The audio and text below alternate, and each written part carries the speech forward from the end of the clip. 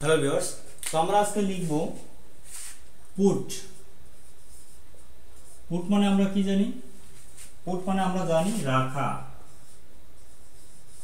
Put মানে রাখা।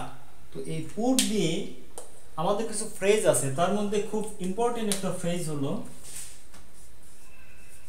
Put on, এবং আরেকটা হলো পুট অফ। একটা কি পুট অন আর একটা হলো put off. So put on মানে আমরা কি জানি? পুট অন মানে হলো পরা, অথবা সহজে যদি আমরা লিখতে চাই পরিধান করা। পরিধান করা মানে জামা পরা, জুতো পরা, এরকম ড্রেস পরা। পুট অফ, পুট অফ মানে কি? খুলে ফেলা। খুলে ফেলা।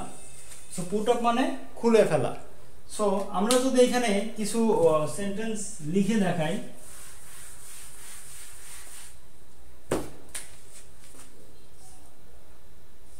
তোমার জামা খুলে ফেলো, তাহলে আমরা কি বলবো? Put off your shirt.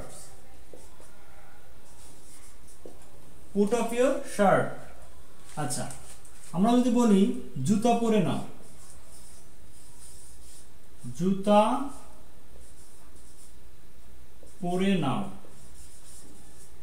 তাহলে কি হবে?